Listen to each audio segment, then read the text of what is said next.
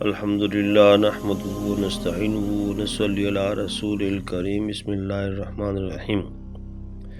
حضرت عبداللہ بن مسعود رضی اللہ عنہ سے حضور پاک صلی اللہ علیہ وسلم کا یہ مبارک ارشاد نقل ہے کہ سچائی کو لازم پکڑو کہ وہ بلائی اور نیکی کی رہنمائی کرتا ہے اور نیکی جنت کی طرف لے جاتی ہے، اور ایک آدمی ہمیشہ سچ بولتا ہے اور سچائی کی تلاش میں رہتا ہے حتیٰ کہ اللہ تعالیٰ کے ہاں صدیق لکھ دیا جاتا ہے۔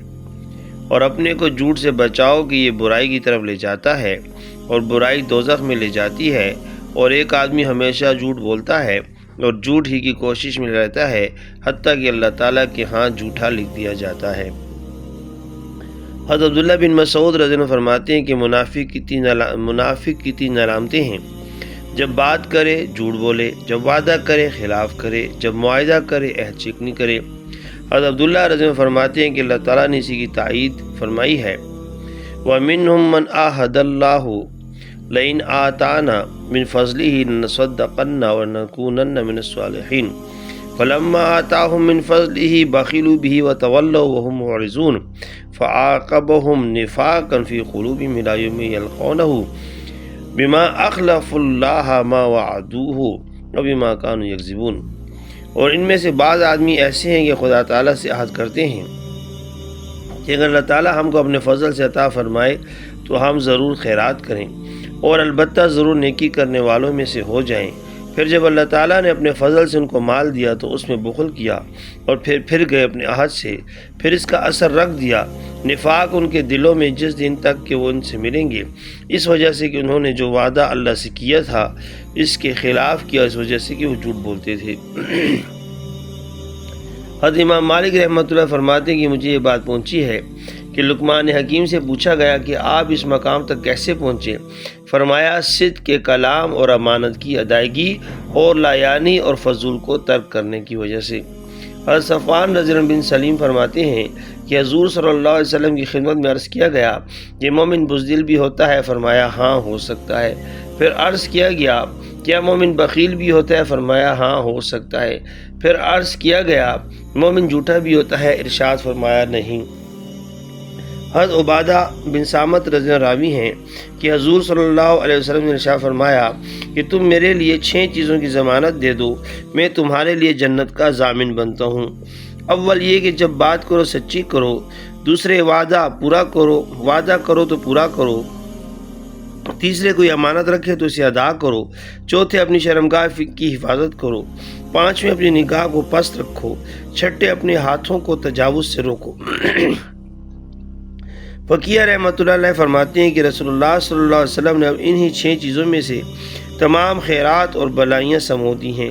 چنانچہ سچی بات میں کلمہ توحید بھی شامل ہے اور دوسری تمام سچی باتیں بھی، کیونکہ اشہد ان لا الہ الا اللہ کہنے والا حقیقتاً سچی بات ہی کہتا ہے، اور لوگوں سے بھی جو بات کرے تو وہ بھی سچی ہی کرے۔ دوسرے یہ کہ افائے عہد میں وہ عہد بھی ہے جو اللہ تعالیٰ اور بندے کے درمیان ہے، اور وہ بھی جو باہم بندوں میں ہوتے ہیں۔ اللہ والا عہد یہ ہے کہ مرتے دم تک ایمان پر ثابت قدم رہے، اور بندوں والے وعدے جو باہم پورے کر لیے جاتے ہیں وہ بھی پورے کرے۔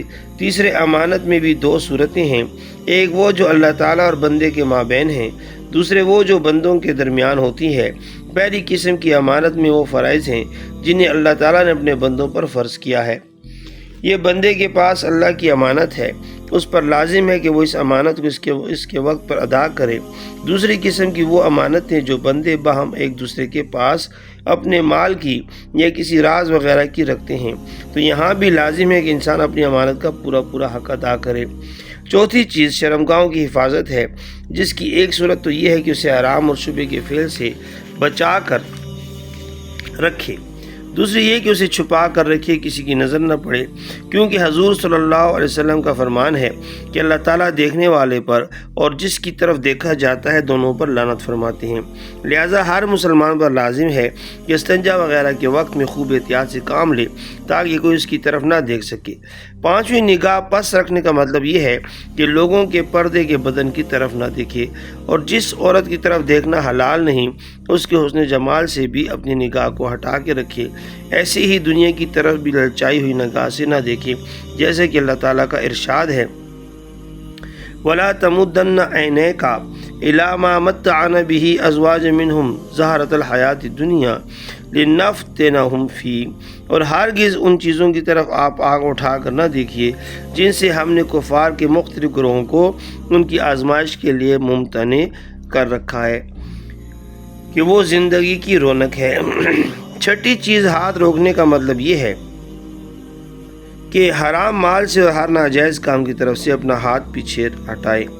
حضرت حذیفہ رضی اللہ عنہ یمان فرماتے ہیں کہ زمانے نبوت میں کوئی شخص ایک کلمہ بولتا تو اس کی وجہ سے منافق قرار پاتا، اور آج میں دن میں 10 مرتبہ ایسے کلمات تم لوگوں کی زبانی سنتا ہوں، یعنی آدمی جھوٹ بولتا ہے تو یہ اس کی نفاق کی علامت ہے۔ مسلمان کو لازم ہے کہ اپنے کو نفاق کی علامات سے محفوظ رکھے، کیونکہ انسان جب جھوٹ کا عادی ہو جاتا ہے تو اللہ تعالیٰ کے ہاں منافق لکھ دیا جاتا ہے، اور اس پر اپنا گناہ بھی جو اس کے پیچھے لگے اس کا گناہ بھی لازم ہوتا ہے۔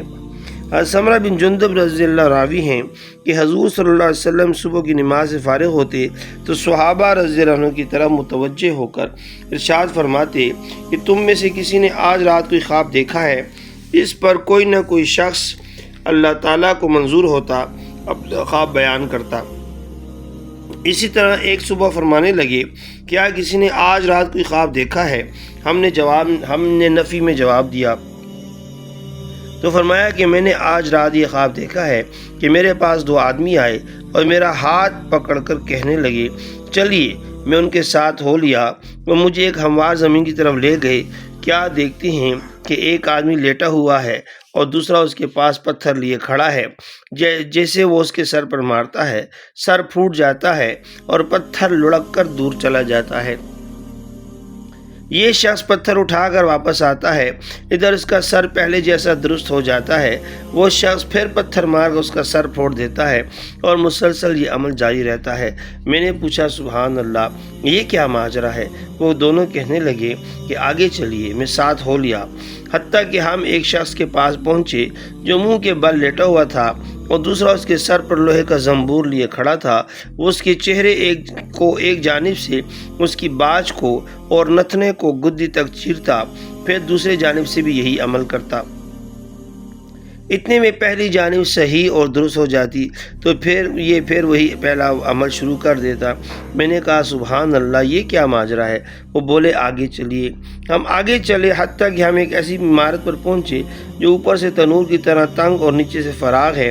میں نے اس میں جھانکا تو اس میں ننگے مرد اور عورتیں دکھائی دیے، ان کے نیچے سے آگ کی لپٹ آتی تھی، وہ تیز ہوتی تو یہ لوگ اوپر کو آتے حتیٰ کہ نکلنے کے قریب ہو جاتے، آگ مدھم پڑ جاتی تو پھر نیچے پہنچ جاتے، اور جب یہ لپٹ آتی تھی تو وہ لوگ چیخ پکار کرتے تھے۔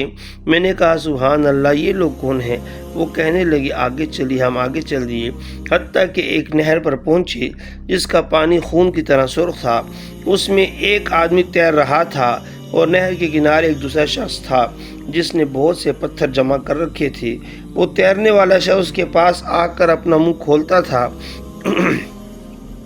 اور یہ لقمے کی طرح پتھر اس کے منہ میں دیتا تھا۔ میں نے کہا سبحان اللہ، یہ کیا قصہ ہے؟ وہ بولے آگے چلیے۔ ہم آگے چلے اور ایک شخص کے پاس پہنچے جس کے آس پاس بہت بڑی آگ ہے اور یہ اس کے گرد بھاگتا دوڑتا ہے۔ میں نے کہا سبحان اللہ، یہ کیا ہے؟ وہ بولے آگے چلیے۔ ہم چلنے لگے اور ایک ایسے باغ میں پہنچے جس میں موسم ربیع و بہار کے تمام پھول کھل رہے ہیں، اور باغ کے عین بیچ میں ایک طویل قامت آدمی بیٹھا ہے اور اس کے گرد گرد بہت بچے ہیں کہ اتنے تم نے کبھی نہ دیکھے ہوں گے۔ میں نے کہا سبحان اللہ، یہ کیا ہے؟ وہ کہنے لگی آگے چلیے۔ ہم آگے چلے اور ایک بہت بڑے باغ پر پہنچے کہ اس سے بڑا اور بہتر کبھی دیکھنے میں نہیں آیا۔ ہم اس میں چڑھنے لگے اور ایک ایسے شہر تک پہنچ گئے جس کی ایک اینٹ سونے کی اور دوسری چاندی کی تھی۔ ہم نے شہر کے دروازے پر دستک دی، دروازہ کھولا گیا، میں اس میں داخل ہو گیا۔ انہوں نے مجھے وہاں سے نکال کر ایک ایسے مکان میں داخل کیا جو پہلے مکان سے کہیں بڑھ چڑھ کر تھا۔ میں ابھی نکاح دوڑا رہا تھا کہ ایک سفید محل نظر آیا جو از حد خوبصورت تھا۔ وہ دونوں کہنے لگے کہ یہ آپ کی منزل ہے۔ میں نے پوچھا تو کیا میں داخل ہو جاؤں؟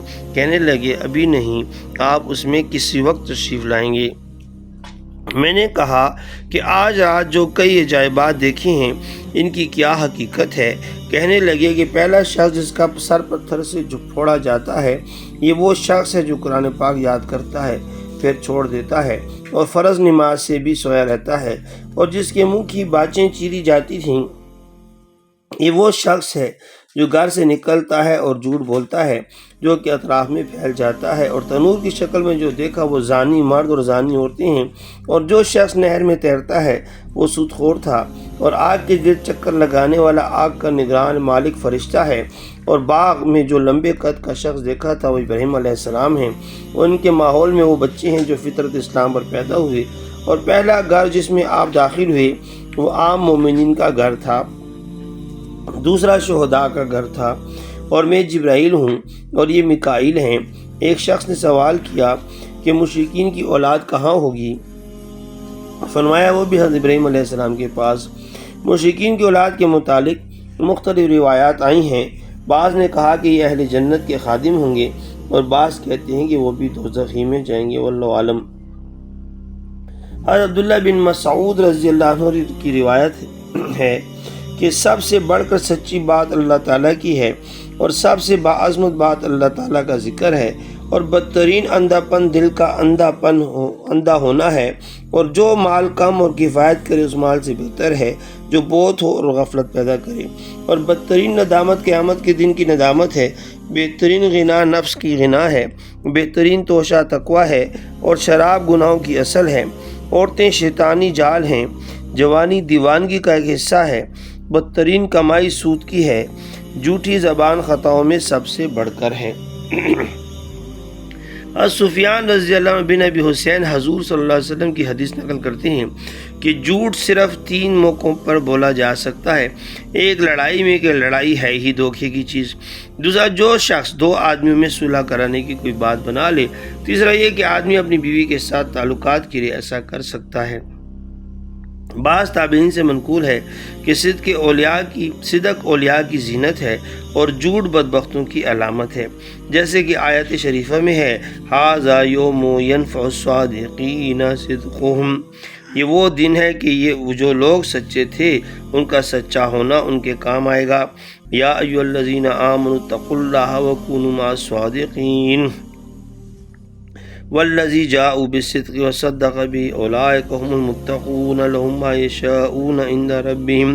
اے ایمان والو اللہ تعالیٰ سے ڈرو اور سچوں کے ساتھ رہو، اور جو لوگ سچی بات لے کر آئے اور اس کو سچ جانا تو یہ لوگ پرہیزگار ہیں، اور وہ جو کچھ چاہیں گے ان کے لیے ان کے پروردگار کے پاس سب کچھ ہے۔ اللہ تعالیٰ نے جھوٹے لوگوں کی مذمت کی ہے اور ان پر لعنت بھیجی ہے۔ ارشاد ہے قتل الخراسون، غارت ہو جائیں بے سند باتیں کرنے والے، یعنی جھوٹوں پر لعنت ہو۔ ومن اظلم ممن افترى على الله الكذب ويدعى الى الاسلام والله لا يهدي القوم الظالمين، اور اس شخص سے زیادہ کون ظالم ہوگا جو اللہ پر جھوٹ باندھے حالانکہ وہ اسلام کی طرف بلایا جاتا ہو، اور اللہ تعالیٰ ایسے ظالم لوگوں کو ہدایت نہیں دیا کرتا۔